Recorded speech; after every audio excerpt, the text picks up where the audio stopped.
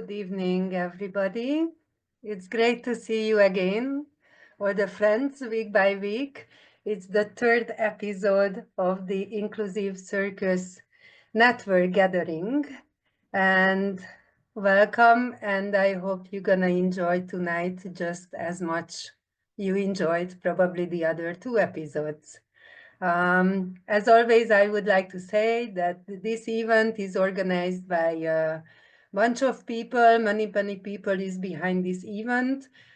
We have a European project, Erasmus Plus is the educational program of the European Union, which makes possible to organize this event and to run our network. So whoever is from Europe, I encourage you that you apply for their funds because they are made possible many things that you organize. The partners of the countries is Atelier Vosh from Belgium, us, the Hungarian Juggling Association from Hungary, Ockocznia Studio from Poland. We have Monokiklo from Greece and Self from Italy, and Circo from Barcelona. Our main collaborator of this event is Quat Props, Craig Quat, and Hula Hoop Integral. Thank you for everybody's for their collaboration to make happening this event. About the program of today, we will start with the frontal part when we're gonna present you a very interesting project. Of course, today is again an exciting and very interesting meeting with many thoughts, with many experiments you can learn of. And then in the second part, we're gonna open the breakout rooms, which makes possible that you convert yourself to a butterfly and you go from room to room and talk to your friends and experience a little bit the different topics. We're gonna have 3 breakout rooms today, 1 for the adaptation and 2 for the application. So you can continue freely your conversation with our presenters of today. Some technical issue is that we have a new tech host today, Attila. If you have any technical problem, you can write a private message clicking on the participants to him, and he's there to help you. In any case, we try to help you as much we can. Also, we ask you to stay muted the whole time, especially in the first time, and then please unmute yourself because you probably want to chat with your friends. Also, you are free to have your camera on or off. Of course, it's very interesting to see everybody even during the presentation, so I really encourage you to stay present with your camera. And at the same time, you need to know that we record this meeting, also the breakout rooms, which means that if you want to stay invisible, then just switch off your camera, stay unmuted, and then you will not be recorded and published in any of the channels where we put these recordings. You can use emojicons down in your menu if you want to express your happiness, your sadness, or if you want to open champagne, it's all is possible to make by emojicons. About the recordings, I would like to present you some of our website because it's important that you also can look back a series of interesting webinars we made with Craig.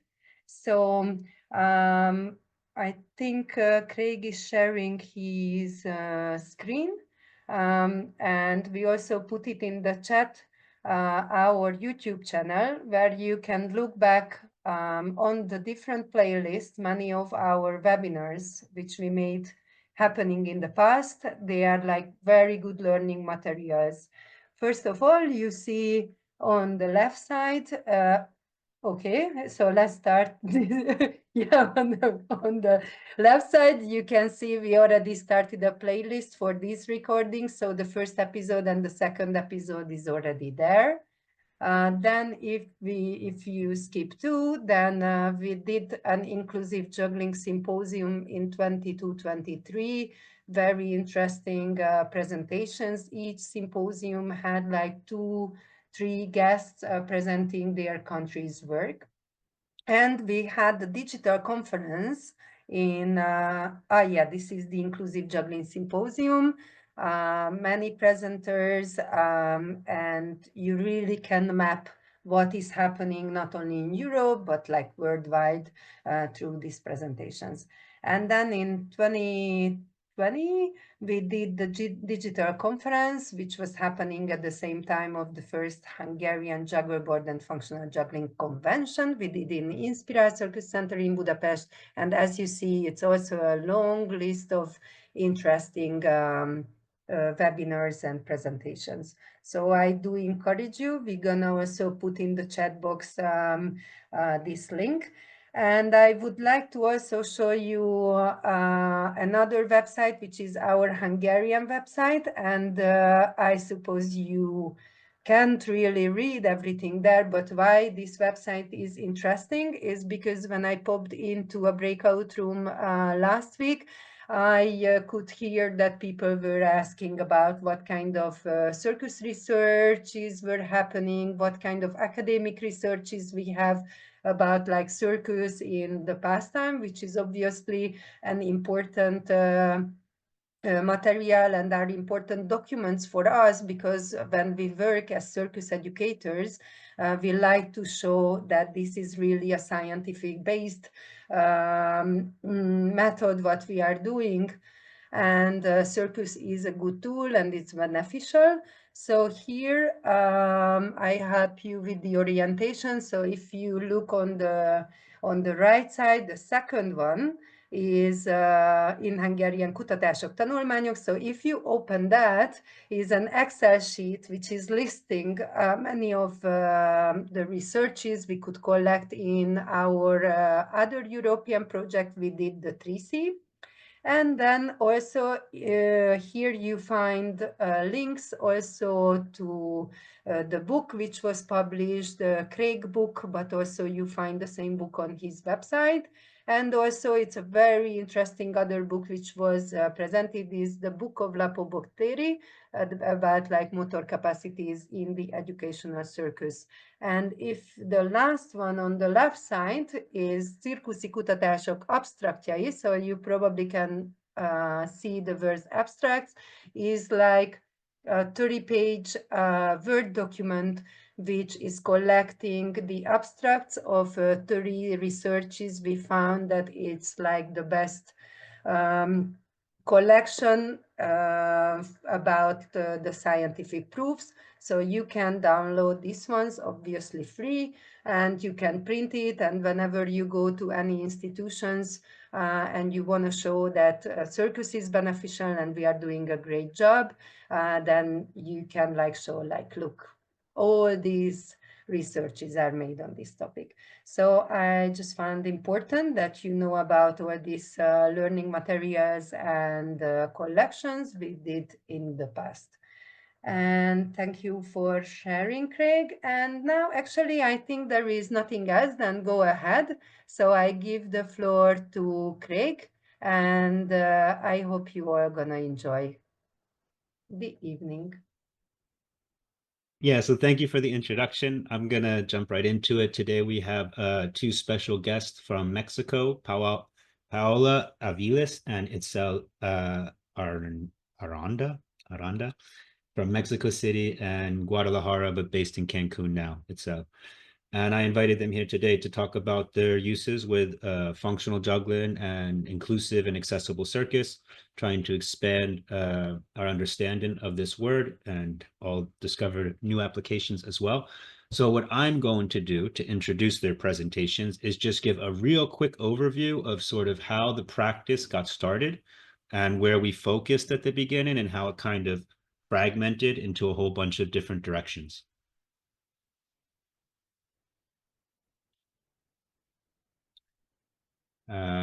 So to begin with, early applications.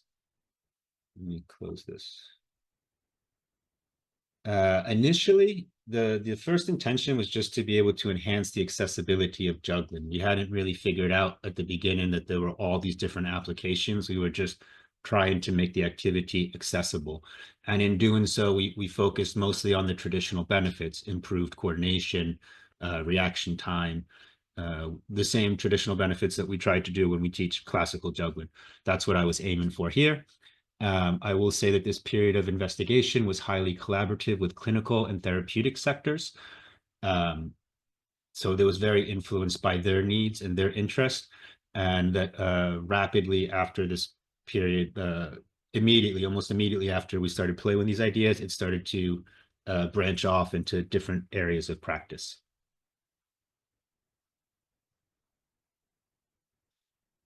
And because I was working so much with clinical groups early on and understanding the intentions, like they were more interested in direct one-to-one facilitations.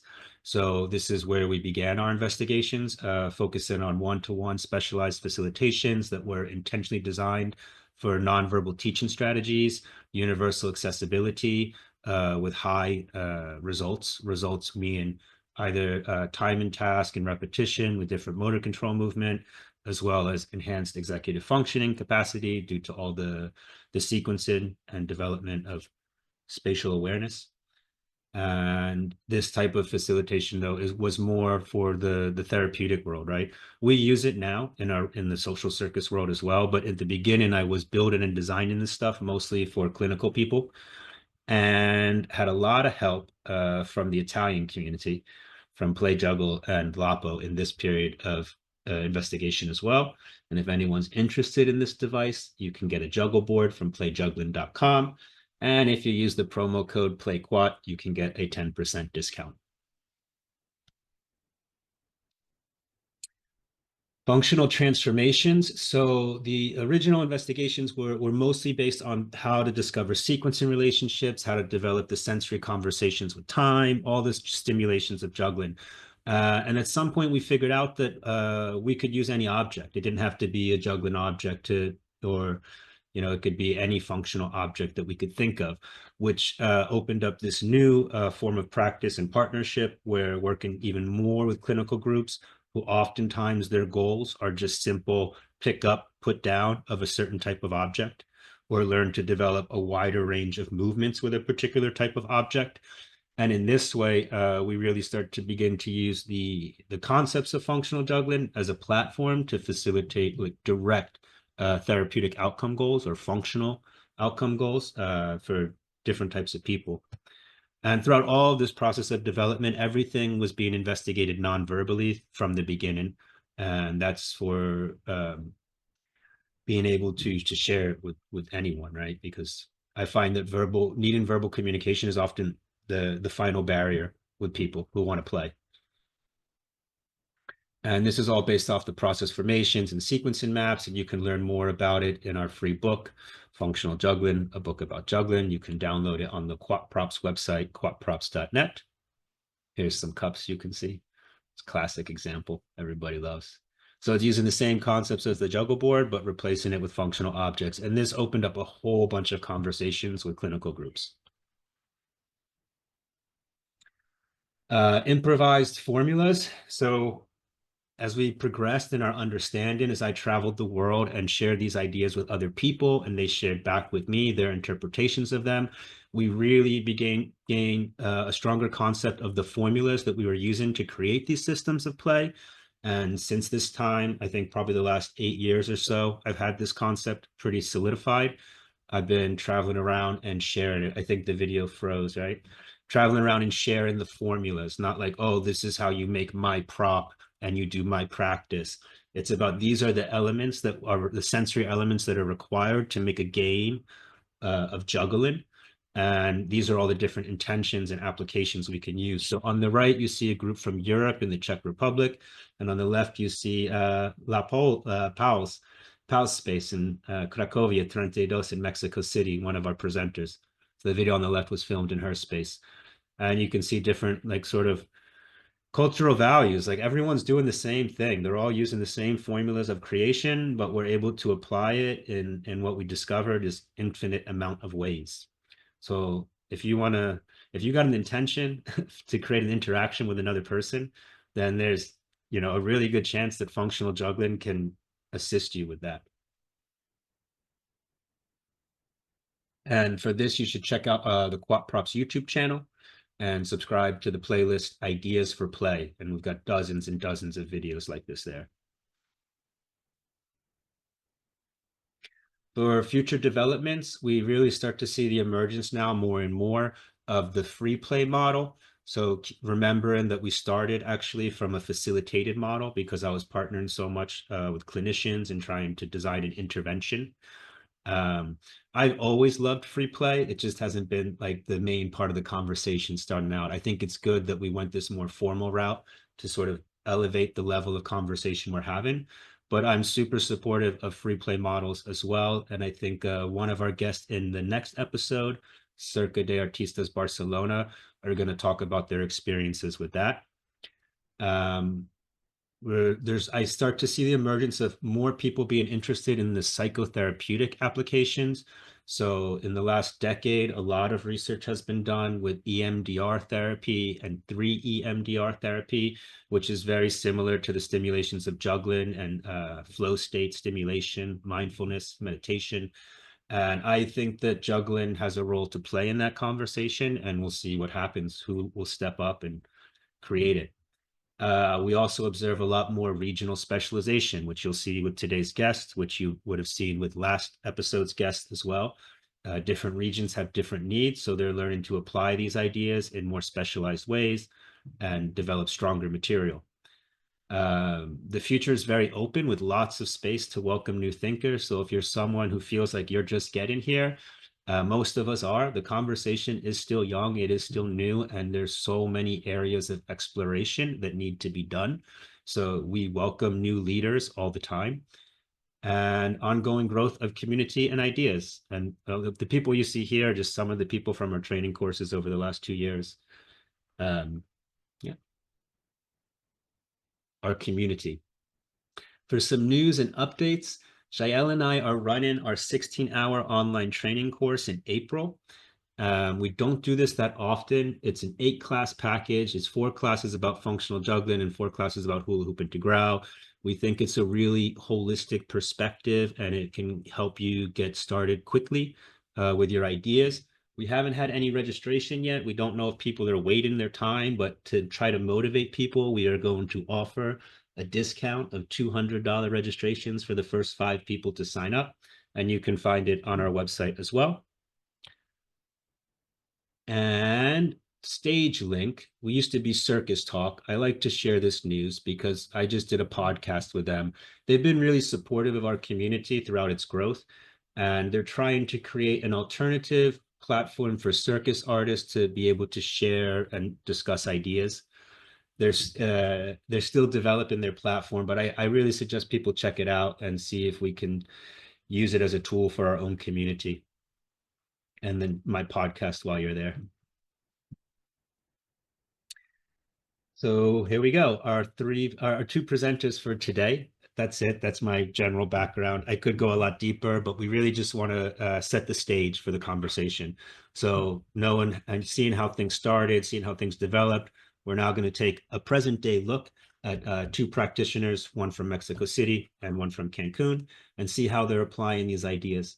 I think you're all going to enjoy it a lot. So I will start by introducing Pao. I didn't plan an introduction for you actually, but I can say something. So in general, Paola, are you there? Paola is an artist. Let's just call her an artist from Mexico City because she does so many different things. And one of the things she does is social circus. And I met her in 2019. At that time, the material was still very formalized, and she had a really good time just showing me how much things we could change and adapt from the first time I met her. So I'm really happy to have her here as a creative contributor to our community, and I will let you begin your presentation. Yay! Thank you everybody for being here. Thank you for the invitation. Thank you for allowing these spaces to happen, because it is mega important. We just realized that Itzel, that is Mexican, and she's doing things that I love to do. I don't know her yet. Can you imagine that? It's through this European thing that I get to know my probably best partners ever, and I'm really thankful for this to happen. So I hope that it really encourage us all to get each other to know each other, because I think that's the greatest way to really recognize what we do and celebrate and continue, because I believe it's really just the beginning. So I hope that what I can share today for you guys is very motivating and inspiring, as in the level that it needs to be done. This is what I'm gonna share is mostly, I want to keep it as fluid and organic as my experience has been, because that's the way it has been, the way I've been arriving here. So I hope you get to know a little bit what we do here in Mexico City and where we come from and what we want to happen. So I will start sharing the presentation, and let's make this happen. So, yay! Yeah. Perfect. I hope you all see it. Yes, perfect. So, well, I'm part of the organization called Circologia. I'm a founder of it, or it found me, I don't know, something like that. We've been finding each other and founding together. So Circologia comes mostly for like this, the whole experience that we've been having here in Mexico City as social circus workers and performers and teachers. So Circologia gave me a lot of possibility to go my own way with my own people. So that's something that happens. So this is me. I'm already 40 years old, and I started when I was 15, deciding that circus was going to be my way in this life. And it has been so that far. So I'm super excited, super happy that one decision when I was 15 is still going and deeper. And I'm super, yeah, grateful, actually super mega grateful with life and circus that we found each other, because it has really gave me the possibility to be, and that's what we actually want to share. So, well, this is me, and we can talk after in the breakup rooms about each other. So Circologia, this is something that is important for me to share, is that we like to turn circus education and human development into a playground for transformation through creativity, responsibility, and awareness. And we inspire people to share their virtues and flow with the rhythm of life. So that means for us right now is that we want to put as much play into life as something very, very important for people, for humanity. Otherwise, it would be just serious, and that's not fun, probably.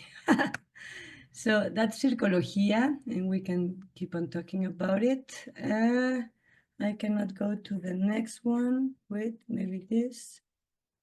Maybe because I did something different. Sorry, I'm trying to get to the different one. Yes, I think we got, but we are 2 after. We're in 4, we have to be in 3. Sorry, guys. For a reason it's not working here. Maybe just a second, maybe through this one. Just being there. The presentation. Bueno.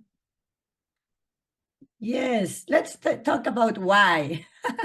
So, and the, and the why is, I found that I found like the difference of having a ordinary or an extraordinary life. So the extraordinary includes that little extra that makes it no longer ordinary.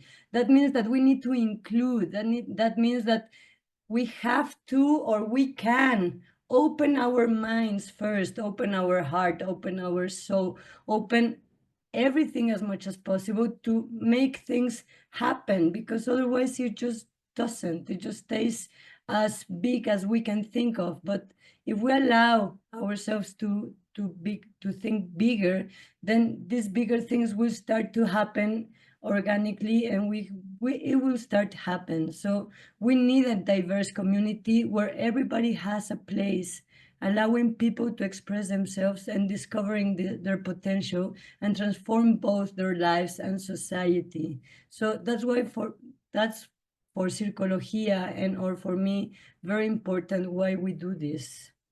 And where we see it very much as a transversality. So it's mostly more than doing inclusion or doing inviting people or just saying that they are invited.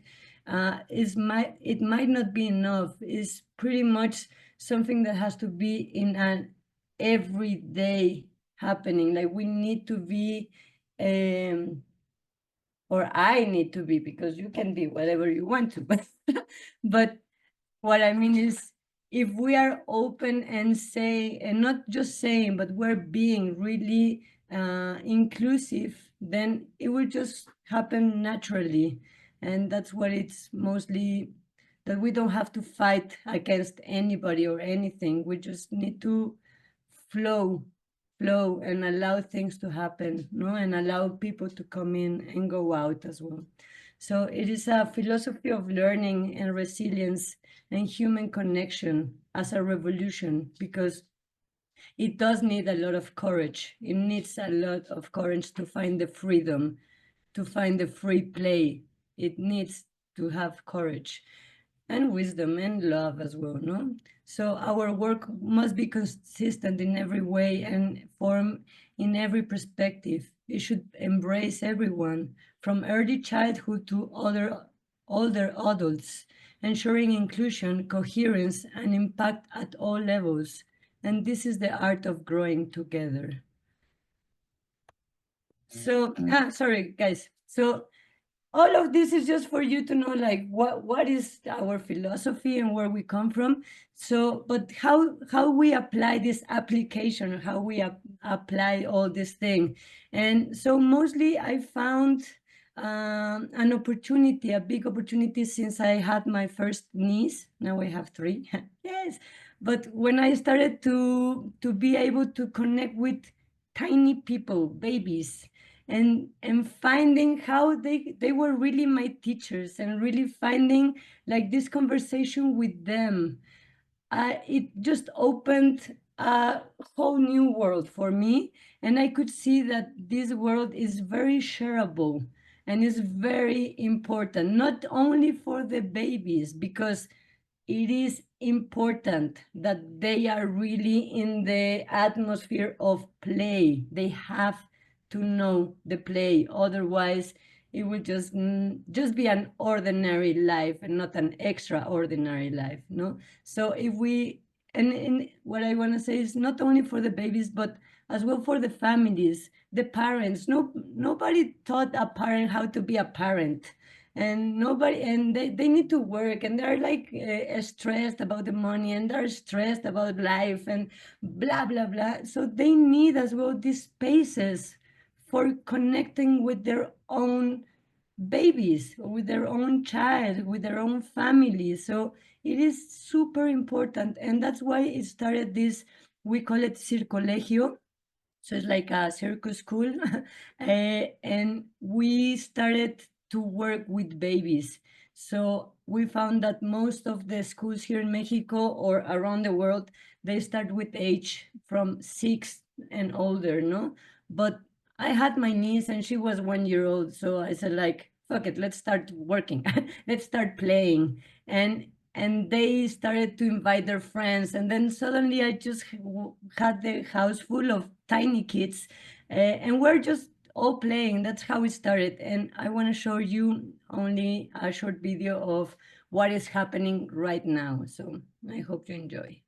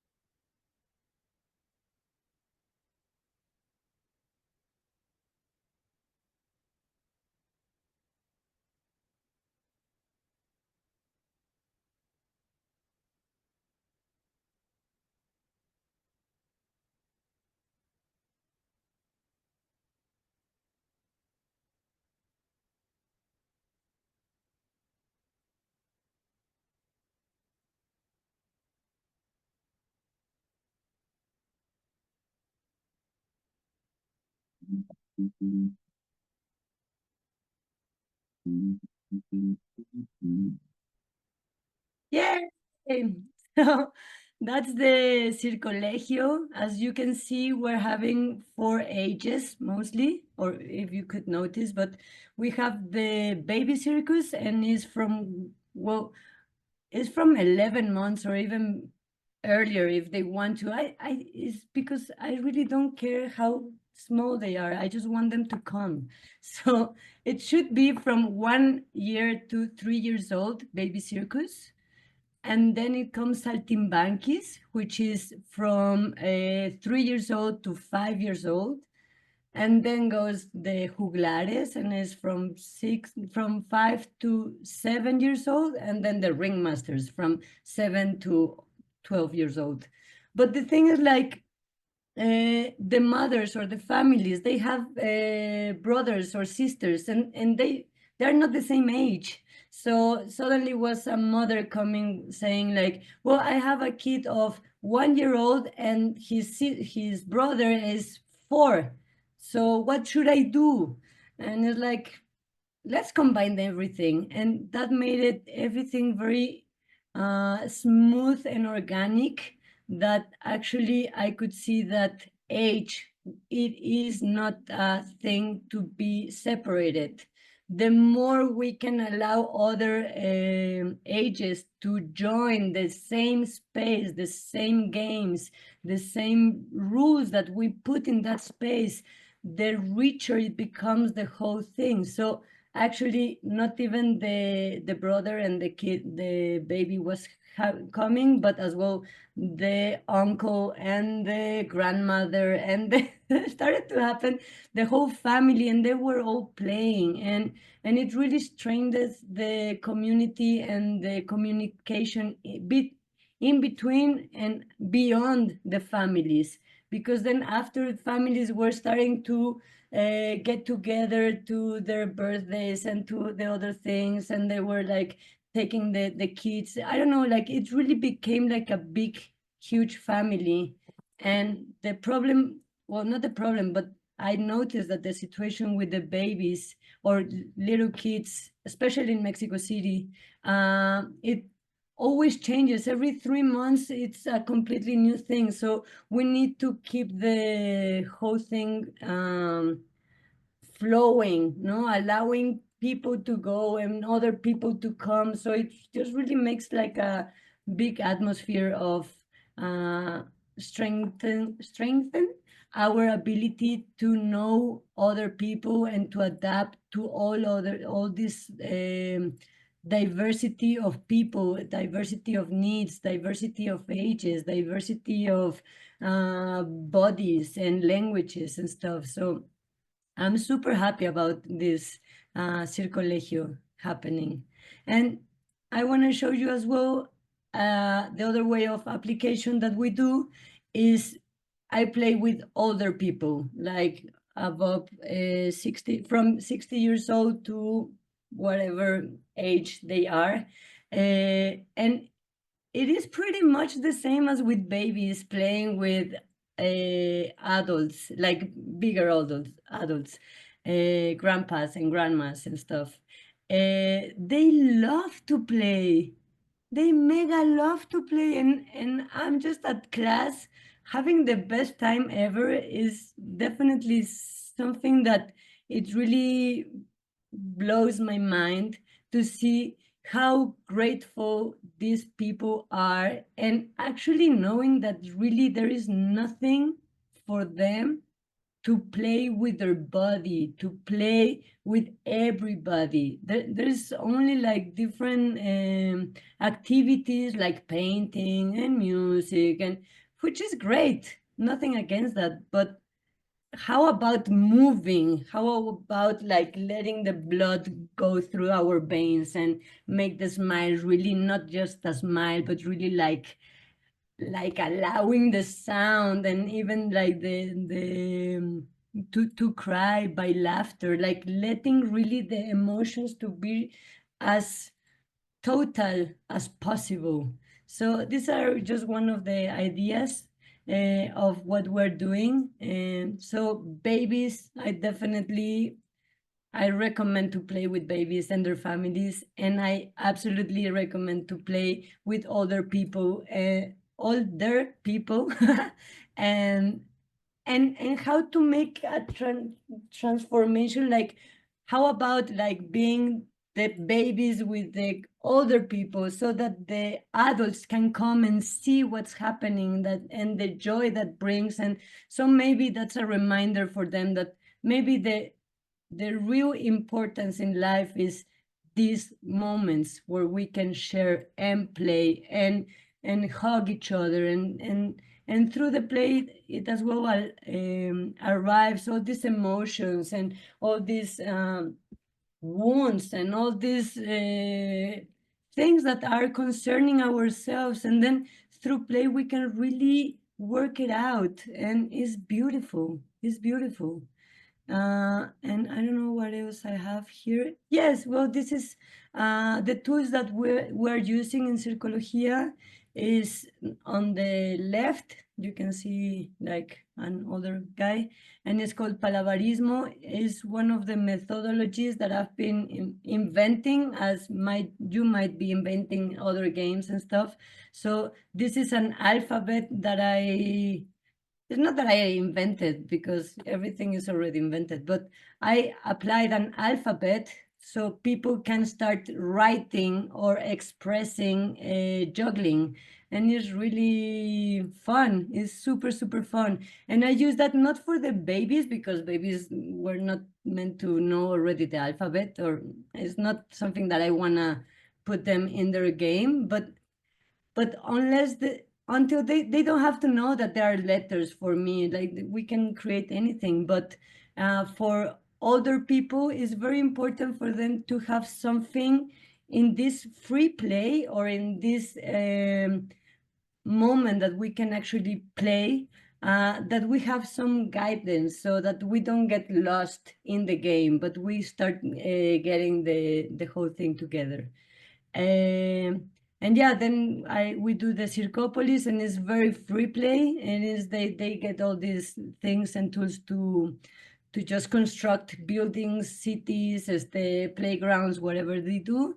And as you can see, we allow as well the babies to just create their own moment to play, and that's okay. And well, that's pretty much thank you. And that's the last of what I have to share right now. And I wanna say here, dejar de compartir. Yes. So, well, that's what we're doing in Mexico. And thank you very much for your time. And there'll be the breakout room after if you guys want to continue the conversations with La Pau. I'm now going to introduce Itzel, who comes from Cancun, or comes from Guadalajara, but is now living and working in Cancun. I met Itzel also in the same year that I met La Pau with my first trip to Mexico. She took one of my first training courses in Guadalajara. And then I think there was a little bit of a gap. She processed a little bit, and then she started her own inclusive circus project working with Down syndrome. And she's going to share with us now what that's like. Hi. Hello, hello. Well, first of all, thanks, Craig. Thanks, everyone, for being here. And Nothing. I hope you enjoy. I will start sharing the screen. Yes. So, if you would have asked me like 8 years before in which area of circus I will specialize, I think social circus will never be my answer. I didn't know that social circus exist until 2018, who was actually the year that I have met Craig. I used to be the person who growed grounds and to produce all these kind of workshops, but I never executed. So yes, I was the girl who is always behind all these projects. And for a couple of years, I only produced this kind of workshops, but I travel a lot for a couple of years doing social circus. I visit more than 20 municipalities from Jalisco doing social circus.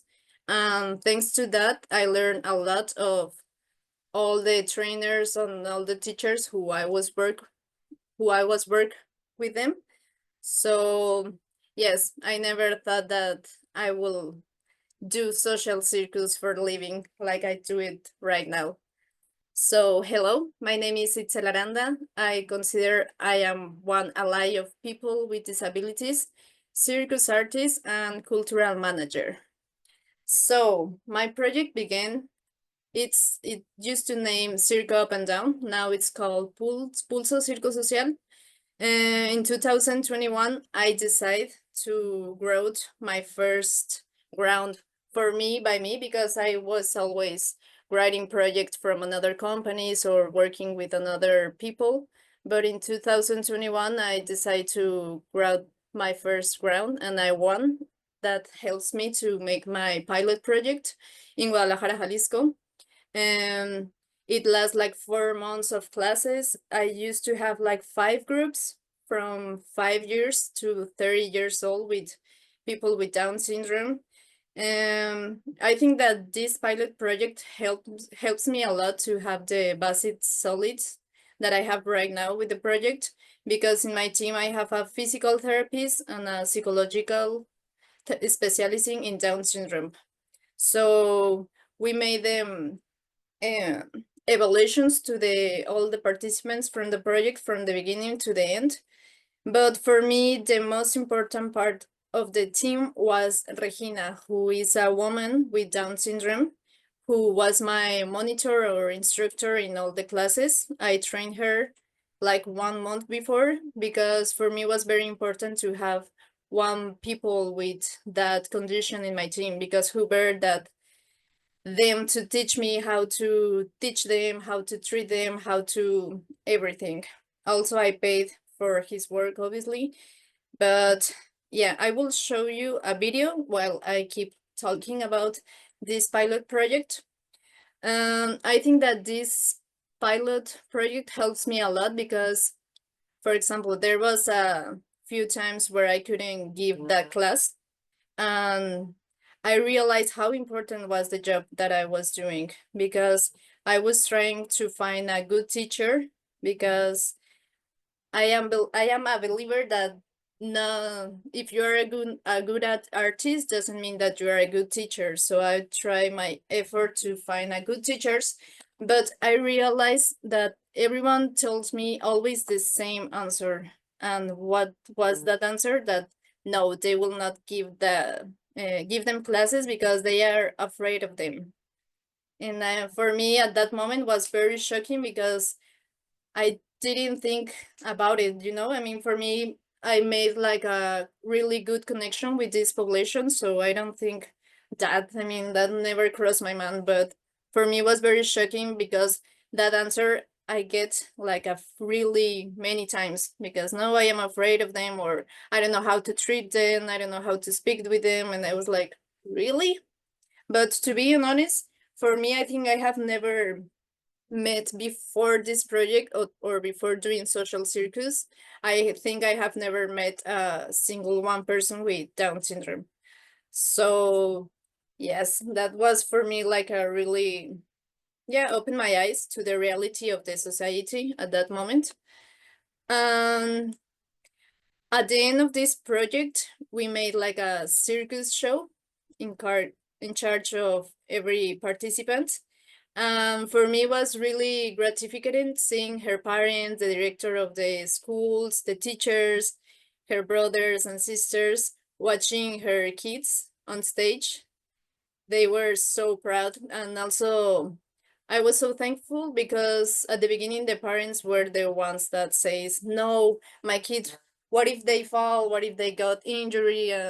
Because yes, we work in circus with some risks, but I think that when they saw her kids on stage so happy and enjoying, they forgot everything. But for me, the most important with the thing that I keep in my heart was that thanks to this pilot project, we give them the possibility to be seen and admired for what they are doing on stage, not for their disability. And for me, it was like a really big, she is the monitor that helps me in the project. Yes, for me, I think that at that moment, I knew that this will be something that I will do it for the rest of my life. A little cliche, but yes, I don't know how I connect with them, but it was a really good project. And since then, I keep giving classes in Guadalajara for 2 years. And then I got a job in Cancun, so I came to Cancun, but I left one teacher in Guadalajara who keeps with my classes in some foundation that works also into the project, in the first project. And here in Cancun, I work in a foundation. Also, I like to do like a long process, not just one class every week or every 15 days, you know. I like to make a long process, like 2-3 days at week. And something important for me was that the responsibility to work with this population, because I knew at the beginning that I have to learn about Down syndrome needs, physical and neurologicals, because it influences in the way we teach them or in the way they learn. So for example, a lot of or most of the kids with Down syndrome has hypotonia and ligament hyperlaxity. I mean, they are so flexible, they don't control it. And I think that aerial silks helps a lot to get them strong, it has a lot of physical benefits. For me, it was really important to study and to research everything that I could about Down syndrome. I also work with autism and cerebral palsy a little bit, but I think that Down syndrome is like my first population which I work. What else? Yeah, also studying about their specific needs has allowed us to develop and apply specific methodologies to teach them. I mean, for example, when I got for the first time like a new group, I like to start with some games with juggling and things like that. But when it comes to the moment they first get to the silks or to the fabrics, I don't like to impulse anything or to tell them what to do. I like that moment be free, because that shows me how they interact with the silks and how will I teach them, because everyone's are different. There are some of them that they just start to spinning. There are other ones that start to hang. There are other ones that they don't like to touch the silks, and it's like a whole process to get to the silks. And in all the classes, I apply like mostly aerial silks, some acrobatics floor, and conventional and functional juggling. And I think that for me, my way into the circus and into the social circus, it's because about my experience, because the circus for me, it's like it's my safe place. Last year I have a shoulder surgery who forced me to stop my career a little as an artist, and give me the chance to focus more in this project. But it teach me a lot, because I think that for me, my main goal is to generate spaces where they can be free, where they can be their selves, where they can get to know their capabilities, because more than re-educate, more than re-educate the society, it's to the people with Down syndrome. I would like to make spaces for these people to try new things, because they do a lot of amazing things that most of the people doesn't give them the chance to try it. And yes, also the circus, it's like the social circus for me was like you'll get to know yourself from a better way, and you get to take care of the people who is by your side. The Also, I think that for the parents, it's a good way to trust in their sons, because sometimes they are so overprotected, and I will not judge that because I don't have a kid with Down syndrome, but sometimes it's so hard for the parents to let them try new things, and mostly things that has a risk. And I think that circus, it's a good way to play and to grow. And I will share you this on the other video.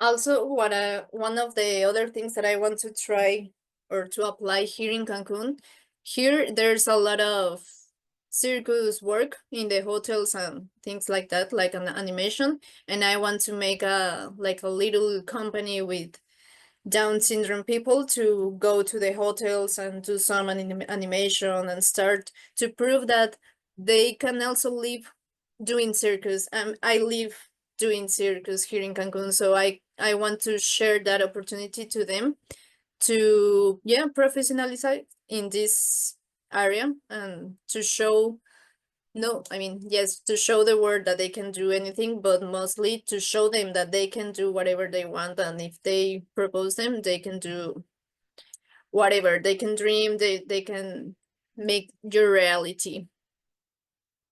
I think that that's everything for me. Thank you.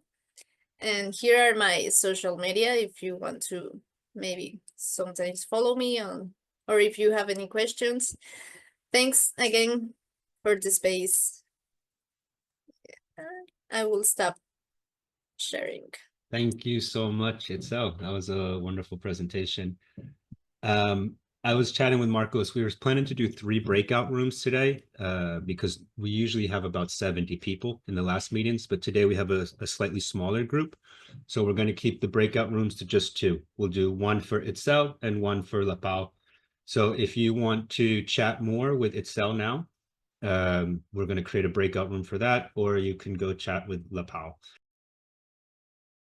And starting to create our own. So that was mostly my field before the pandemic. But the pandemic is when I started to have my nieces and the friends and all the family started to just had all this panic of what should we do and where kids could go.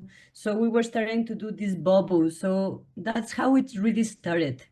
So right now I've been just continuing because it was or it is still very new for me. So I'm really learning right now.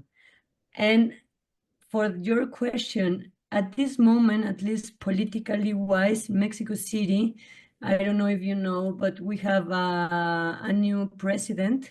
She's a woman, she's a feminist, she's a family member. She's really very horizontal way of looking things. and she's opening a lot of new programs. So I am right now as like a shark trying to find all these places where we can actually make this not only the work, but the thought to really get to people the importance of the play with older people and with youth. So we are having right now like very important conversations with the Secretary of Culture, the Secretary of Education, and the Secretary of Work in Mexico City, trying to get all these things together so that it gets like a virtual circle, circle vicious, not vicious, but yeah, that like positive one.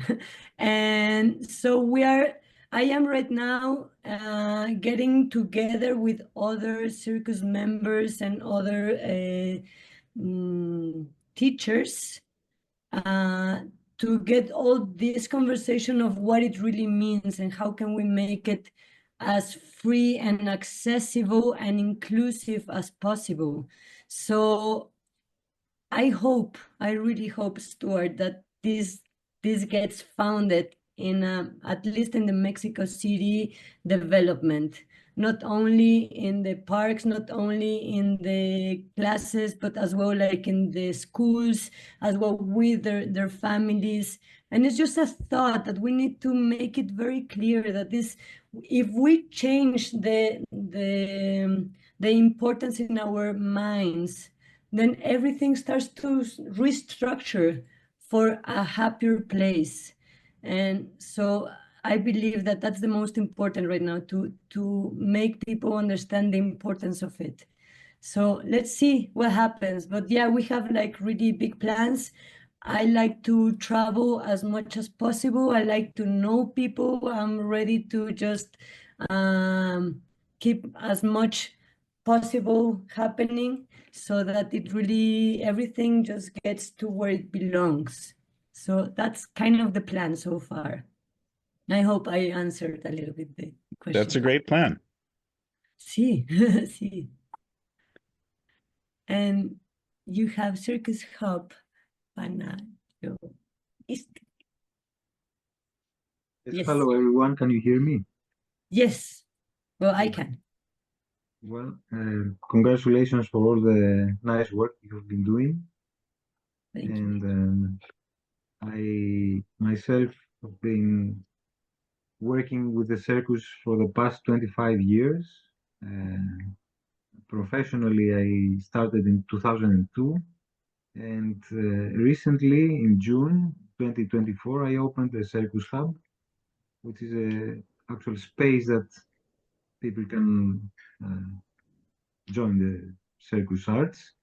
And I'm very much interested in the way part of my plan is to work with small children and elderly people as well.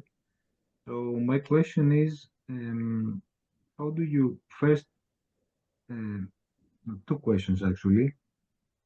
The first is the time schedule. I mean, I understand that now you have mixed classes of ages. Like, because I'm trying to make a schedule, and I was thinking of making, say, from 5 to 6 for people, for children, like, I don't know, dividing with the age, according to their age, small children, and then bigger ones, and then the adults. But from what you said, I'm having second thoughts. I'm thinking of maybe I should do a mixed class all together. I mean, have different time scheduled because of people cannot be at the same time all the time. But during that period, to have mixed ages. Like, don't say 5 to 6 people, but let's say that we have classes at this time and this time and this time, and whatever time you like, you can come. And there will be a mixed class with, I don't know. And that's one. The other one is when you work with people like infants, like 1-year-olds with their parents. What time during the day do you do that? Is it morning? Is it afternoon? And the final question, are you a private equity? Are you making money out of that? And do you have a business model? I mean, how do you operate? Or are you funded by the government or something? Yes. See, so well, it is very, as I said, organical, like really the free play model and the free expression. As I said, is not that I need to structurize it. It just has to be free, and how to make the responsibility of making really inclusive in all the ways, not only in ages, but as well like I work as well with discapacity in English, right? Disabled people. I focused mostly in deaf people because I've been learning sign language, and I find the pantomime very easy, but as well with blind people. So what I mean is like we need to really have the free sale, like we really need to be open for it.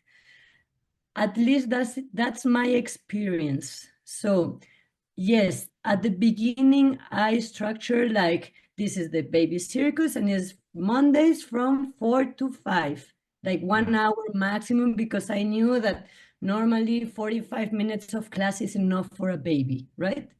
And then comes the next one, and is the from 3 to 5 years old, and it's as well 1 hour. Great. And then I had on Wednesday, which is like the other days, I had like for a little bit older people, like, well, older kids. It's from 5 to 7, and then after from 7 to 12. But as I said, they had brothers. And Mexico City, at least, is a really huge city. So for people, mothers and fathers, to drive and to come to my place, it takes them sometimes more than an hour to arrive. So it's not like, oh, I can just go Monday and Tuesday and Wednesday. It's like they can just afford to come once a week because of the distances. So they were like struggling, the mothers, and asking me, but how can I cannot go Mondays or Wednesday? I have to choose one because that's the time that I have. And that's when I said, like, come, bring them, and let's see how it really interacts and how it becomes. And if sometimes you cannot bring the kid and it's the grandfather who brings the kids, then let's allow the grandfather to come. And as soon as the grandfather arrives, I tell him, like, you can take off your shoes too, and you can come and play. And I invite you, I encourage you to come and play with your kid, because I'm not a babysitter. I'm just allowing a space for you guys to connect. And it's been really like open-eyed, especially for the uncles and the mothers and the grandparents, to know, like, oh, I can join the class, but will you charge me more? Because now it's like, no, this is not for money. I mean, I charge for the classes, of course, but once I had paid for the one kid, just come everybody. It's okay. Let's make this fun. Let's make this inclusive. Let's make this like for everybody and truthful.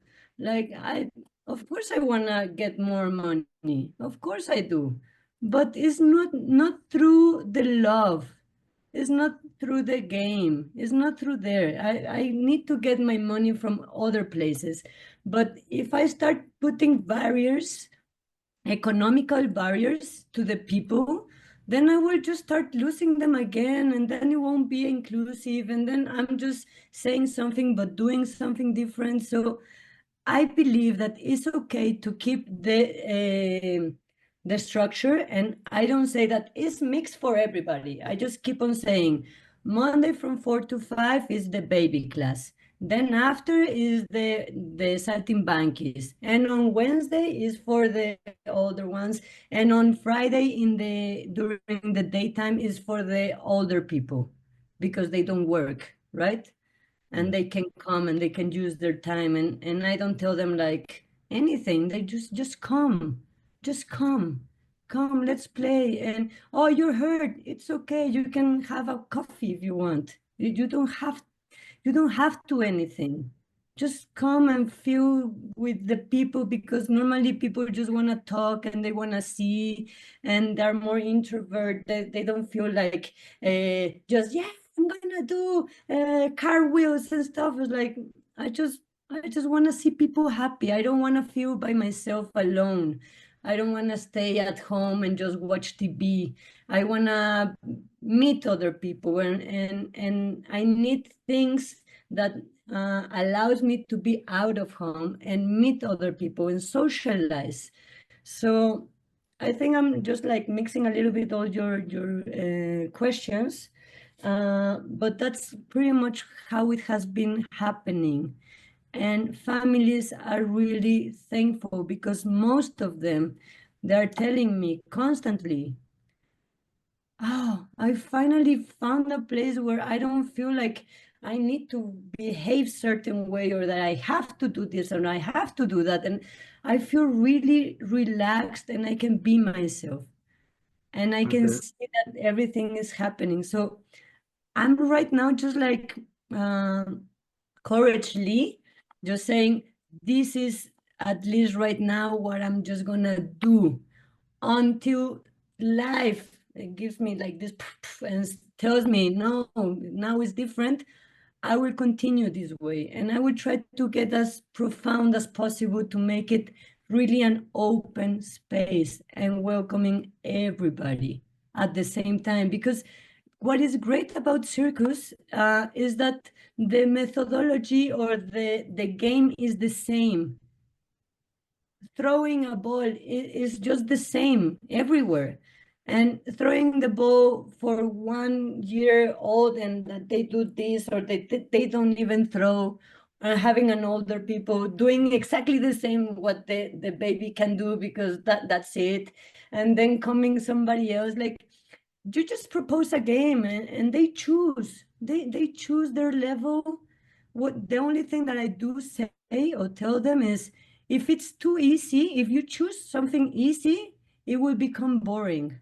But if you choose something difficult, then it will become Interesting. stressful. So find your inner way, and you Okay. choose. You're responsible for your own growth. And I tell them that even for the 2 years old and the 1 year old, they're like, you choose. I'm not gonna tell you what to do. I'm just gonna guide you. I'm gonna propose. I'm gonna poke you a little bit here. And if you're like this, I'm gonna shake you up. And if you're shaking up, I'm gonna just stay still. And I'm just gonna keep on provoking with my own game, with my own play. So I don't know. I think that's pretty much all the questions, and I don't know, I wanna hear you guys as well. I hope I answered something. Yes, thank you.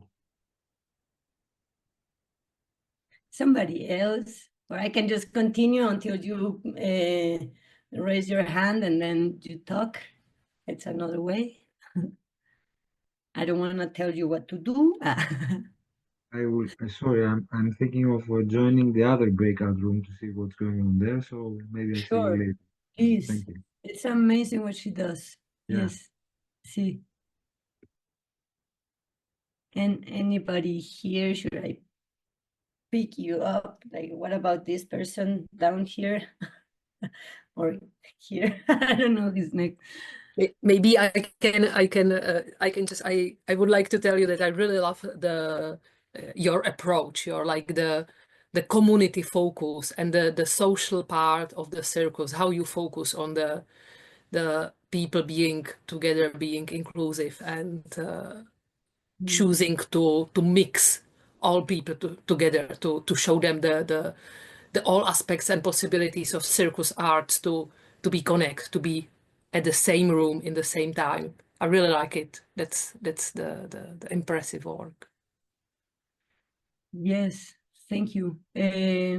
See, what I found, and this is maybe something interesting for you guys, that when the babies arrive, normally the parents want, I put the trapezes and stuff, no? Like it depends on the ages that I'm working. I set the space so that it's already welcoming and people start, the kids start to recognize the space. And so, I know this game, and they make this house or this space, they make it their own, like fully, like they know how to open the door even, like, and welcoming other people. They're not allowed to go. But what I want to say is, when the parents arrive and they want their kids to be the best, of course. Yeah, my kid can talk, and my baby can already read, and my baby can talk 3 languages, and my baby, and blah blah blah blah blah, and my baby is a great trapezist. And so they put the babies, and they just like put them like if they were like a sack of thing, and just like, look what you can do, and like, no, wait, just let them teach you, or let them tell you what they want, and they want you to be with them, but they want to choose what they want to play with. So don't stress them. And I found that the moment that a parent just put the baby into the trapeze, the baby, if they're not scared, is great. But most of them is like, oh no, like they feel like obliged to do something. And then it really takes like other 3 classes or 1 month for the baby to by himself go and grab the trapeze. So I encourage the parents not to force them to do anything. They just need to follow their kids and play with them, no? But then the best part is when the little guy, the older guys, the 3 years old, arrive with the babies, because there's a moment where the classes mix really, like when the baby starts to go and the little one starts to come, there is a moment of like 5-10 minutes where they are all together. And then the bigger ones arrive and they grab the trapeze and they become Tarzan and all this stuff. And the babies, you can see how they go, oh, that's possible. And nobody told them anything. The kids were just playing. And the next class, the babies go and like, yes, I learned this from my teacher, which is 3 years old. Like my friend Tomas taught me how to do this, you know? Without talking, without saying anything, you can just see how they really, between each other, they teach each other. And it's fabulous, it's amazing. And then grandfathers and mothers and our parents, they are like, oh, they learn by themselves as well. Like, I don't have to teach them how to do, and I can stop relaxing and shut my mouth and just like being with them and being amazed of how they learn through play, because they teach us. Like, it's through game that we learn. But we mostly as adults are like saying like, you need to play through game, but it's like you need to game through, then you can learn. It's very upside down, everything. So it is very, very beautiful to see that the babies are learning from the 3 years old. And it's amazing. I love that.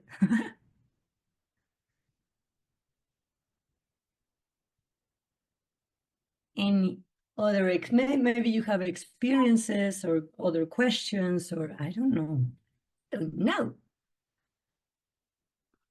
Hi, hello. I would like to thank you for your presentation. It was really inspiring. I just jumped from another breakout room, and I don't know if you already answered these questions. I was really interested into the classes for Circus Baby. I don't know if you if you were already speaking about that. If yes, maybe a short summarizing. I would like to ask you, how is it going? Do you have any structure for these classes, or you just make the space for people who are coming and you trying to keep the space safe and welcome for everyone? Yes, Well, we've been talking, of course, about it, but it is so many things and so many possibilities and so many things happening, and it constantly changes. So it's just, I feel like it is a matter of really being open of not my ego, not what I want. I don't want to put my greatness. I don't know what my words are a little bit better, but I don't want to put like my great I have done this and all my triumphs. I don't want to put them like because my ego tells me that my kid or my students are now 3 years old and they can juggle 3 balls. Like it's not about me. It's about them and having their space. Normally, what I found is that, at least in Mexico City, there is very, very few places, but really few places where kids younger than 5 years old can play and do things together. It's kind of impossible to find these places. Normally, everybody, as teachers, because we are afraid, or at least I was afraid to teach babies. Like that was not, and I wasn't afraid of the babies. I was afraid of the parents, no? Like I was really afraid of, like, if it was safety enough and if something happened. And I don't know, I had like not great experiences with mothers, like are like very protective of their kids. So I was like not wanting to go through that kind of drama, no? But then I thought about the kids, and I thought about like they don't have spaces where they can meet other kids. Most of the kids are just in their apartment with their parents, and that's it. And some they have other friends, but it's like younger than 5 years old, like activities, I don't find them very easily. I don't. And most of them is like, well, you give your kid to the, I don't know, this place, and then you can go and work. But there's no places where they can actually meet and grow together and stay together and play together. So I found these places, spaces, very, very useful for families. They come and go, they come, arrive to the space and go, I finally arrived to my oasis. I finally arrived and that's what they take, like this little vacation moment where they can play without any judgment, without anything to do. And something that I do want to say is like sometimes I take the moment because I see the kids that they need or they want some structure. Then I go, okay, let's do not somersaults, marometa. Let's do rolls. Yeah, everybody roll. So, and I do like 3 minutes of let's roll, and I just activate the rolling for 3 minutes. People get like focused in the rolling their own way, however they want to, however they can, like the grandmothers and with the babies, and they have fun and they laugh and and then Hello. okay, let's do something different. Breakout rooms will be closed in 5 minutes. Thanks. Thank you. So I do put a lot of structure when I can, when I see that is necessary, when I see that people are just like not finding the flow of game, because that is important. I want them to be interested in the game. I want them to be in the zone. I provoke them to be in the zone, like not thinking too much, not talking too much, but playing. And if I don't see that they're playing, then I provoke that game. And if I see that it is necessary to do like everybody together and let's hold hands and let's just run around or just like let's throw balls in the air, like no matter what, and we just throw and that's okay.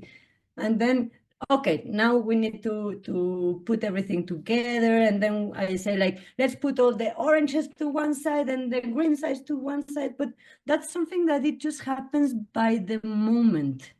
It's not something that I'm planning. I'm not planning my class.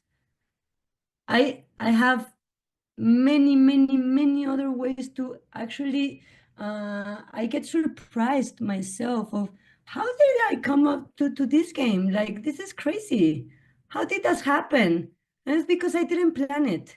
If I had planned it, probably wouldn't have happened. No, so it's just like really building up with them. They as well guide me through what they want. They want more risk. Let's have all the risk until they go like, oh no, that's too much. Like, well, now we have to do it. Obviously, all this risk with the safety. No, like I need to know that we are all safe. I need to know, and or I make everybody responsible of our own safety as a group. And I talk a lot with the kids. We sit a lot and we talk. What did you like? What didn't you like? What would you like to happen? What would you like not to happen? Like we talk a lot as well. And at the end of the class, normally we as well have a little talk of what I like the best, no?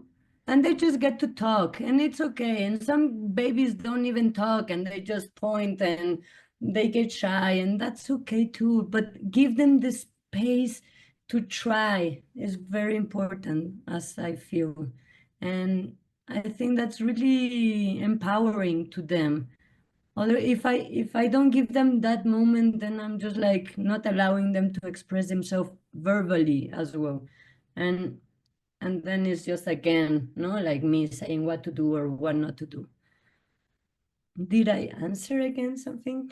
And I think it's pretty much. Yes, thank you. I think that your energy can fulfill the whole classes for sure. I can feel it. Also, I can imagine this kind of classes. I also run this kind of classes called Circomotoric. So for kids from 3 to 6 years old.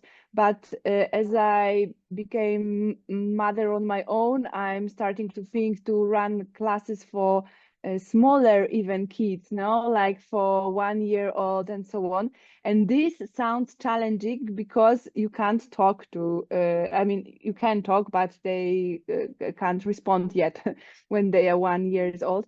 And then also it's not obvious that all activities are possible because of this stage of development. Yeah, this is still early to offer anything. I mean, the body is different when the kid is 1 year old and when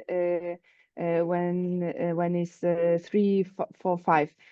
So that's why I would really love to participate in such a classes when there are exactly like this such a small kids like 1 year old, like and then what does it mean that it's circus class? It's about props around or topics because it's so much still about motorics. Yeah.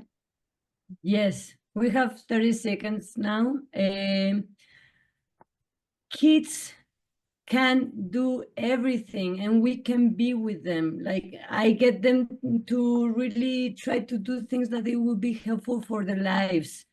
How to get down from the bed. So let's get down from the mattresses. And I just guide them a little bit, like not to go like with the head in front, but like how to turn so their body starts to memorize all these things. So it is really a space, just space.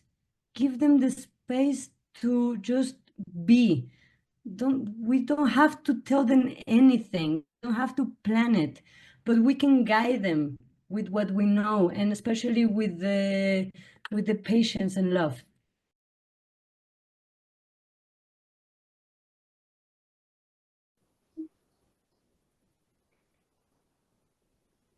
Hello. Yeah. So I'm recording this room, so we have it. There you go. This is Itzel space. So I'm just here to help. Okay. I don't know if someone has like a specific question or something you want me to ask me, to tell me. I'm free. Yeah. Hi, Itzel, Hi. and hi, Craig, and hi, people that I don't know yet. That was wonderful. It was such a wonderful presentation. I'm also a physical therapist, and I haven't gotten to combine my work yet. I haven't gotten to combine my circus work and my physical therapy work. But I've researched some of how to make circus more accessible for people with different physical disabilities, and working with people with Down syndrome and with significant hypermobility. I've just been trying to find, I've been looking at research and the literature, and so I'm curious what sort of adaptations you guys made to ensure safety while allowing the kids to participate. That's sort of my question. Is that clear? Yeah. Okay.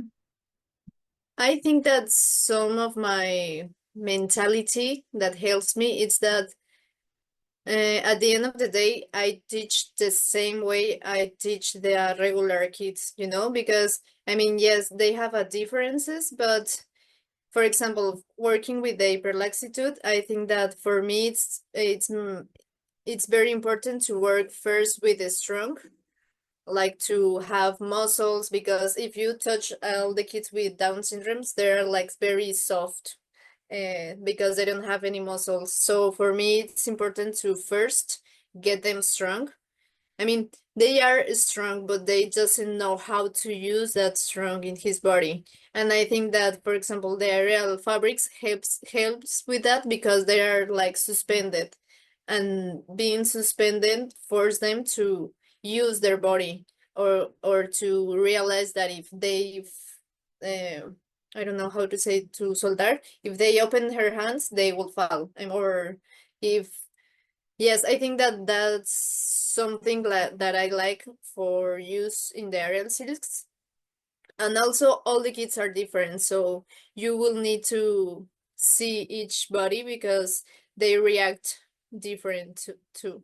But for me, I mean, I will say that yes, I am like a ally of disability because they are like us. I mean, um, we all learn in different ways. So just to, I mean, they took a little more time to get the information, but I think that for me, it's always the same. I mean, if you are going to work with a regular person, you will ask at the beginning if they are injured, if they have any surgery or any condition special, you know. For me, it's like to work with the individual, to work with the person, no, not with the disability.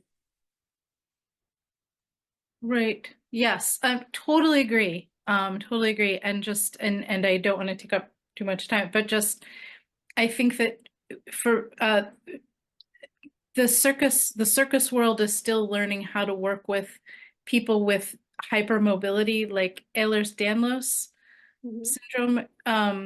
And I think that we're still a little bit behind in knowing how to keep people safe and keep people's joints safe while still allowing them to do things. So I guess, yeah, so I'm just sort of wondering if there were techniques you came up with. But I think the focus on strength makes a lot of sense.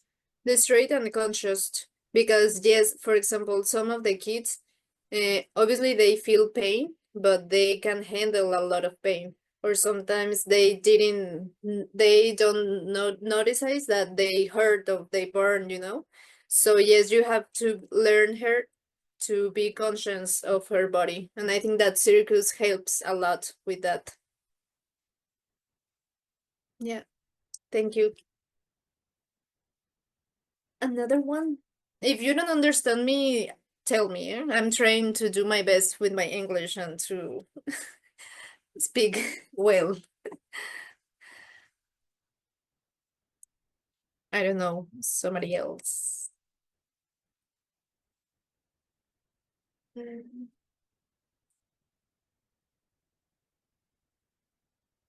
No, nothing. No. Come on, who's in here? We got Lapo's in here. Lapo, what do you think of this stuff you saw? Sorry, man, I'm doing yoga because I got my shoulder is compromised. So I'm trying to fix my shoulder and I'm listening to this stuff. No, I mean, I'm completely agree at 100% about what she's saying.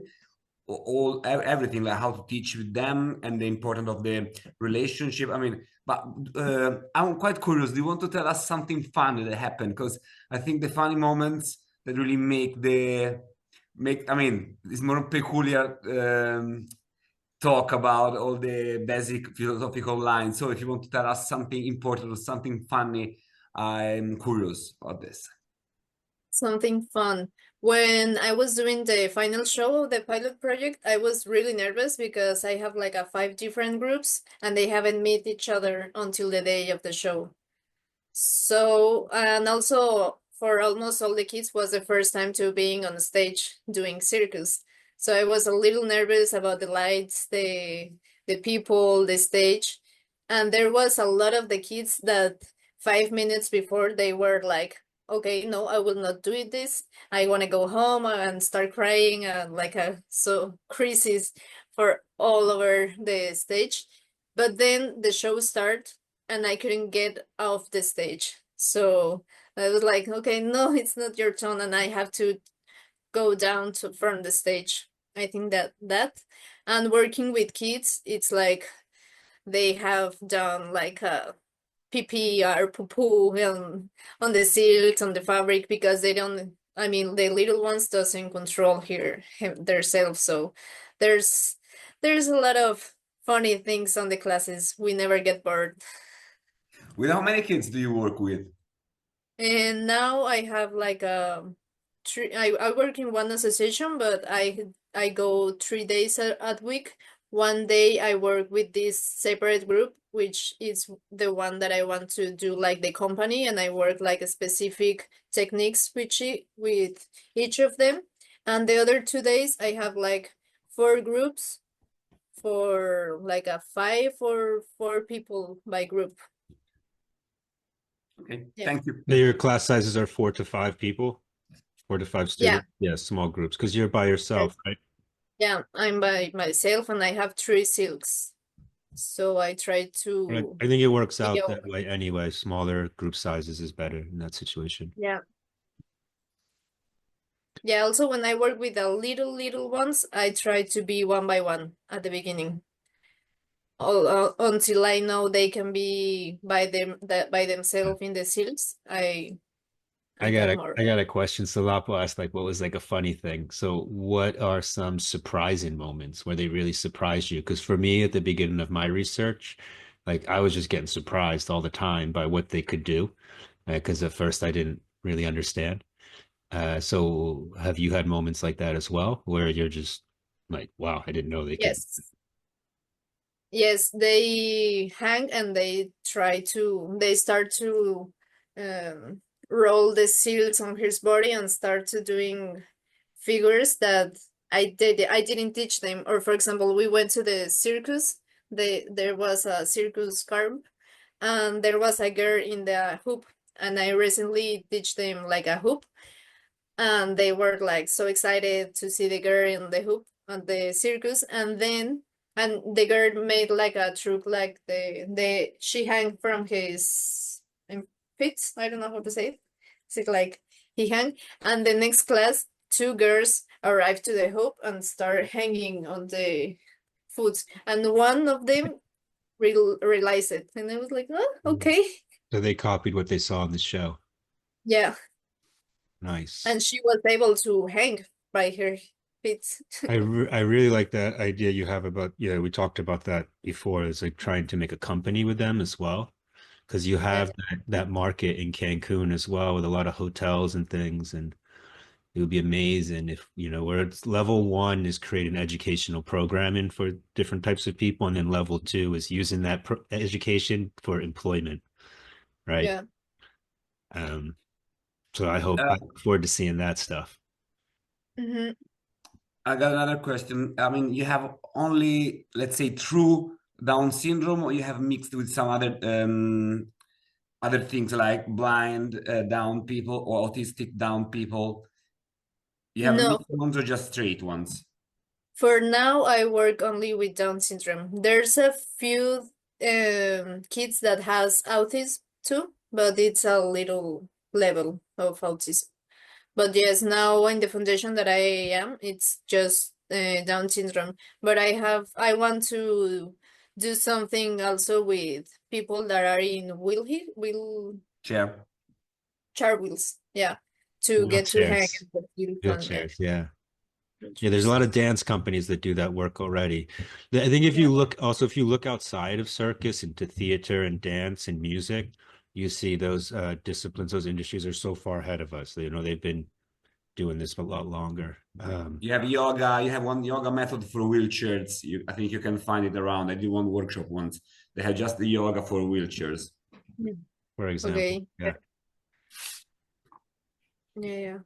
Hey, Esther. Is Esther, yeah? Did you have a question? No? Anybody have a question they want to ask or share something, or just even comment if you want to just say, hey, good job. Wow. Make connections. Hiko was waving. Maybe Yeah. that was a question. I think she was just waving to me. I think that's Esther. It's her. She's just saying hello. She was Sorry. Yeah. Sorry, never mind. Yeah. I can just share that I'm happy to hear your experience, and it's opening in my mind the possibility with exactly this group with people with Down syndrome, as I had like very, very small experience, and it was with the children in the school with very different and also mixed disabilities. So yeah, it just for this moment I feel it's encouraging to think also about this group as like a group that project is especially made for them, the whole activity. So it's just I was super excited listening to your presentation. So thank you for that. No, thank you. Thank you. I find the barriers are really low for Down syndrome community. Like it's really the potentials are very high because the barriers are so low. You know, you have to be mindful of a few things, like Itzel was pointing out, but really you see how they excel in her program, right? It's just so it's an interesting group to work with. I think that's why early childhood development is getting popular, and also elderly care. So we see the same thing happen with elderly groups, early childhood development, Down syndrome is low barriers, you know? Yeah. We don't have to do that much to make it accessible for them. And in the case of the Down syndrome, I relate because it's not just that we make it accessible, but they transform the circus too. Like they don't take it 100% the way we give it to them, and they spit it back out to us a little bit different, and I like that. They have their own like a spice or touch, and I think that that's very special too. How do you feel about the clown element? Because I've seen a lot of like theater programs too with a clown and Down syndrome, and it's sort of a natural combination. It works. I haven't tried the clowns, no, but it will be interesting. All my Down syndrome friends have great sense of humor. Yeah. Their comedic timing is on point. Well, yes, a lot of them they are not as shy people, so I think that it's a good thing into the circus because they are always open to try new things, and they doesn't care about anything about if they are doing good, they are doing bad. I mean, they don't care. What else? Marcos, you want to say something? You want to share?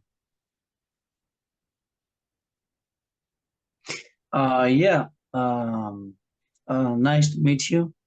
I'm from Greece. I'm a partner of Craig, and in May I will do the seminar of a teacher training seminar that Craig did, and he continued to do it. My English is very bad, sorry. Me too. Don't worry. And when I do the seminars, after the seminar, the next day, I take the people from the seminar and I go to a place with children with disabilities. I speak with this place and I say, we are these guys, we do this. We can come to do free circus for you. And I want all the participants of the seminar to make practice with your kids. And I do this always.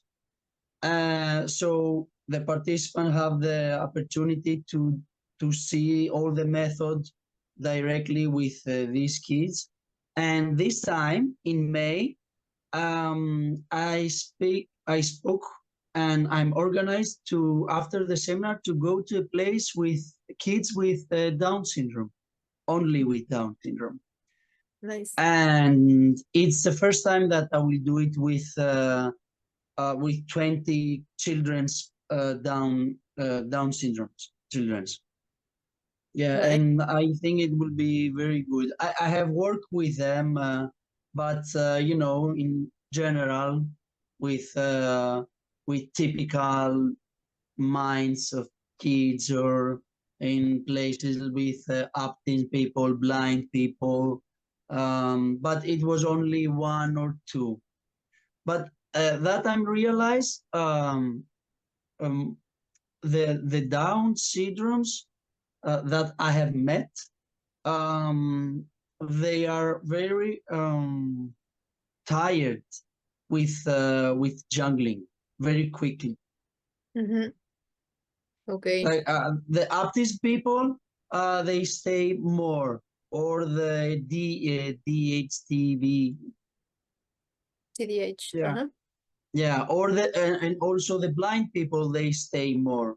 The Down syndrome, after a little bit, it's very confusing for them, and Bored. Yeah. Yeah, they love the silks. They love to fly. They love to moving move. Yeah. more. Yeah, I think that's why I work with them, because I think I am the same.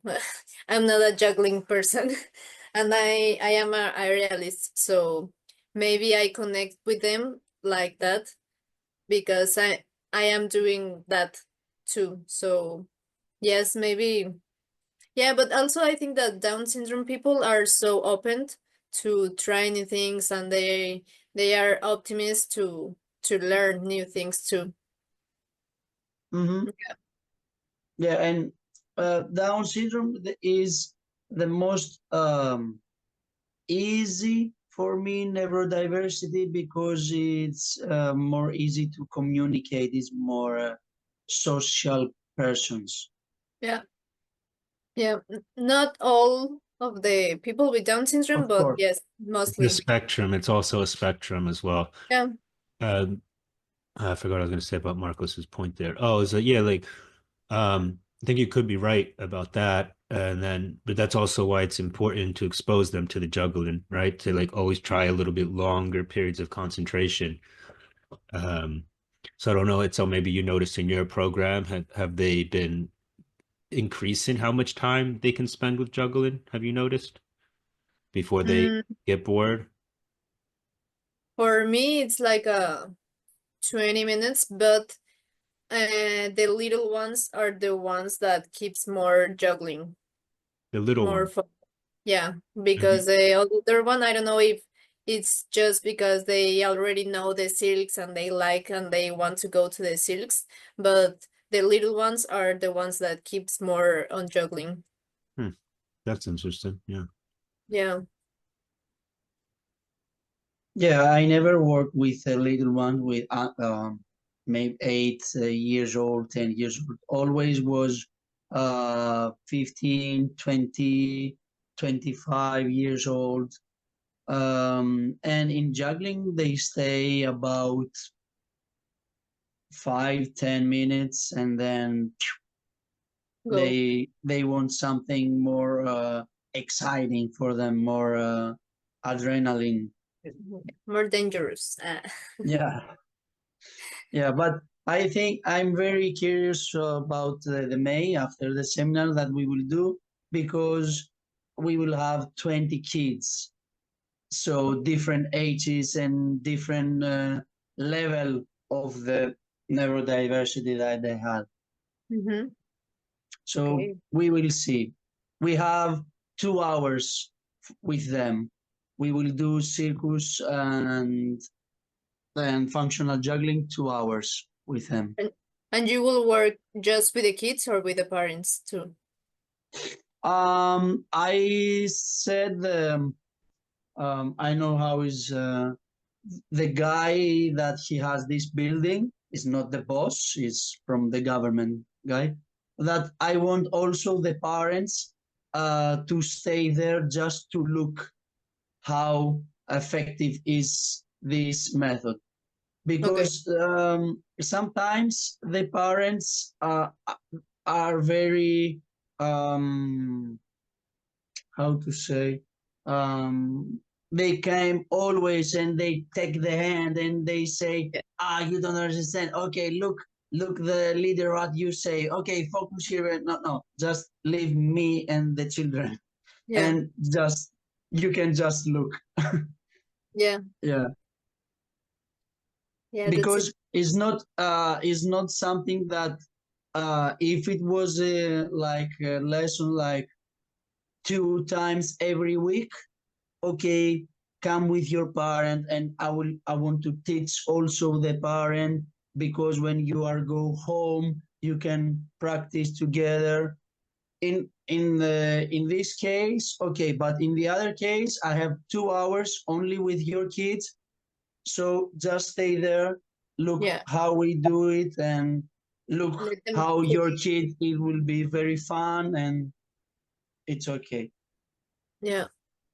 Yeah, I think I like that. I mean, I also work with the teachers or with the parents, but I prefer to work along with the kids, because also sometimes the kids always when I'm tell them to do something and their parents they are like, look for his parents to give them the permission, and it's like, no, you focus or ask them if they can do it, you know. And sometimes, yeah, like I was saying, like the parents are so protected, and I don't saying that it's a bad thing, but sometimes the kids needs to make their own decisions and to be to handle with the consequences. They're good or bad, they have to take care of that too.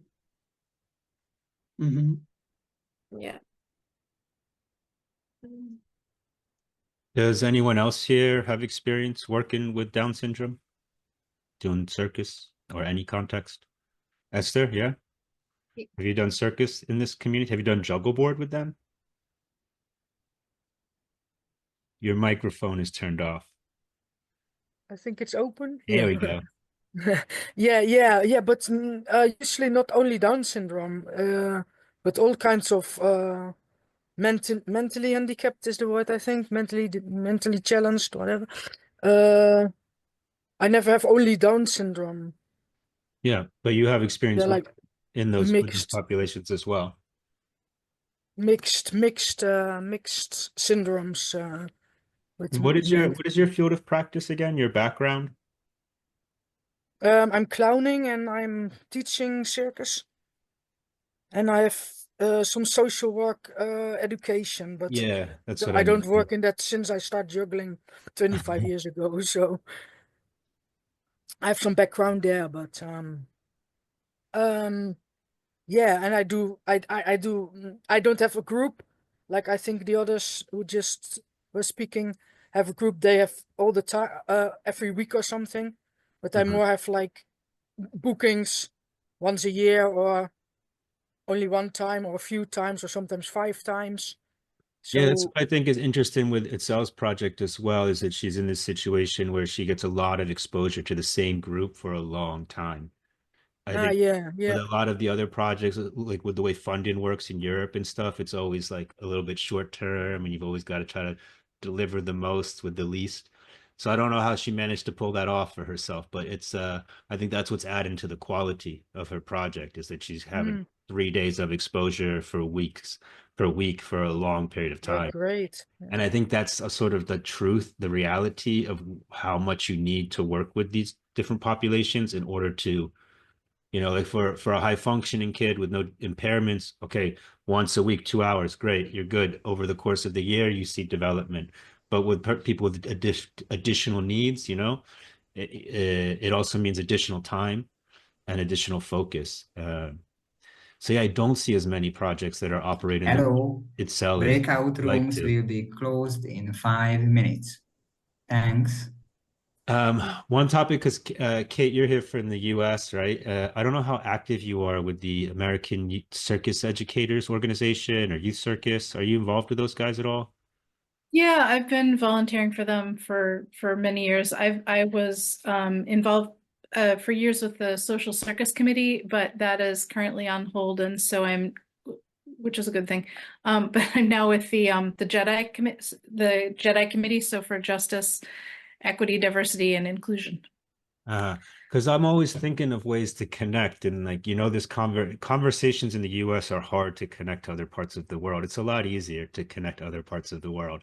We don't need to get into why, but the United States has some barriers, and I'm trying to connect you guys to more people. So I'm just thinking, like, you see these people here in Mexico, there's so much happening.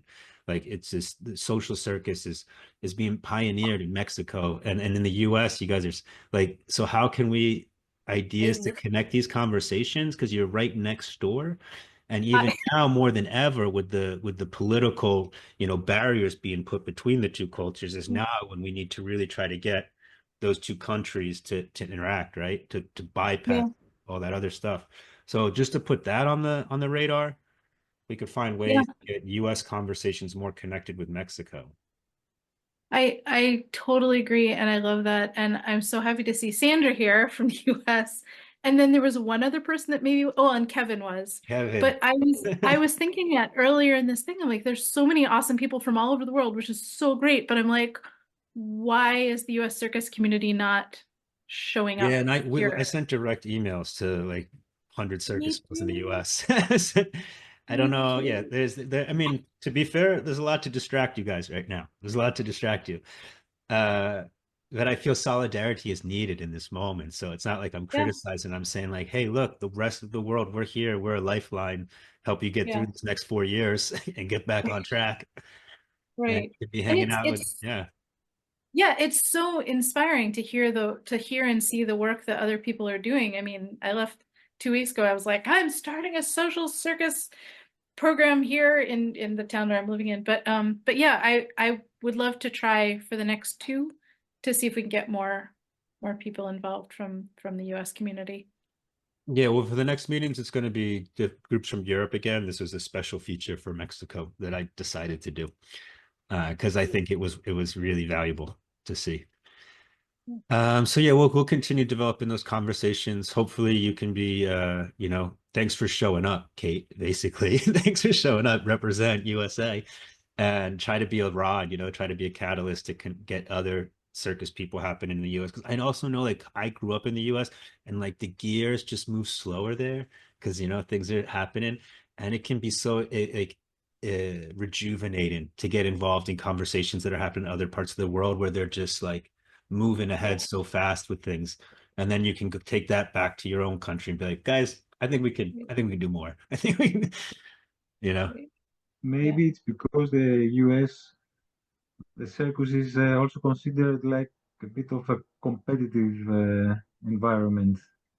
It Whereas depends. In the Europe, juggling world, yes, but in the social circus, there's a really strong social circus culture that has developed in the US. Like, but it's having trouble to sort of expand, I think, and integrate more.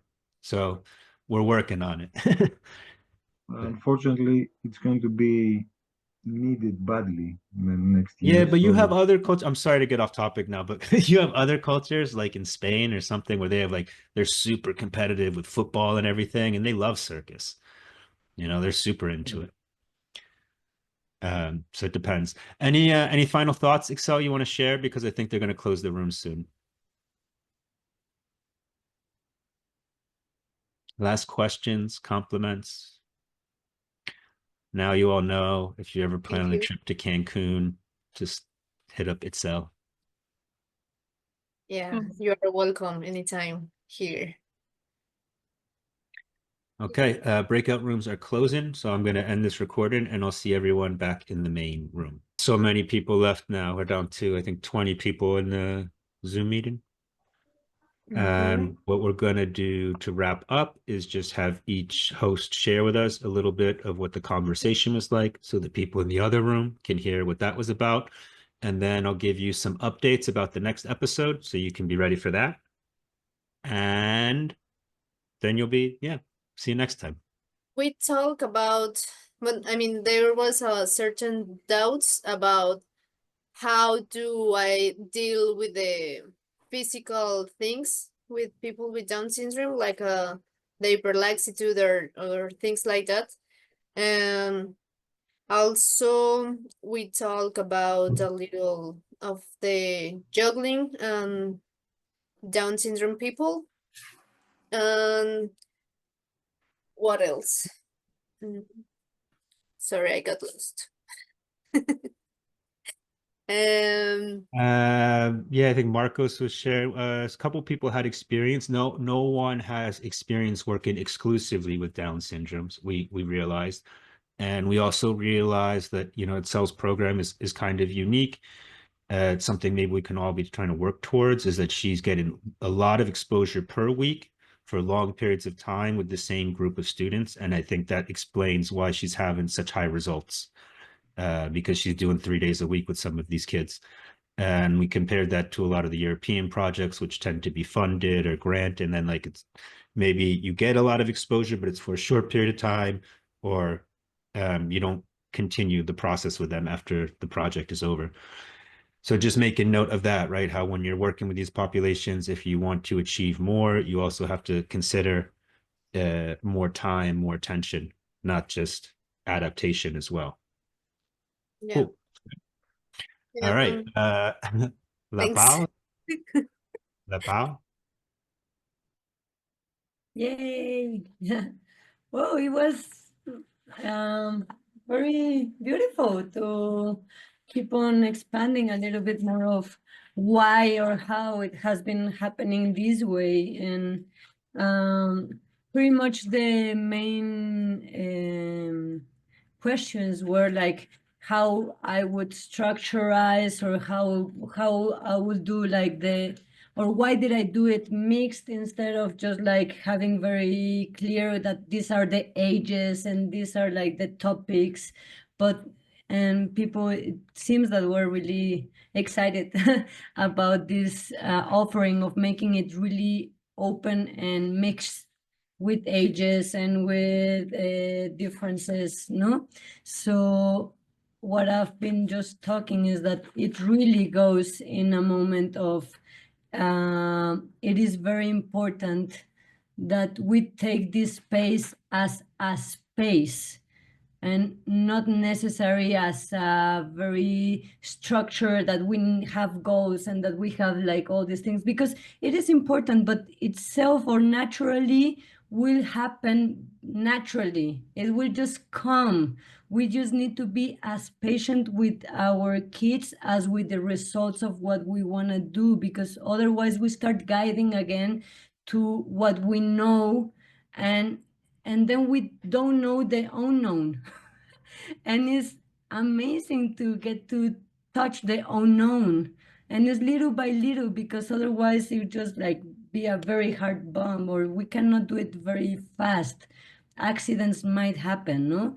So we just go very slowly and allow people to adapt to that class, to that 1 hour.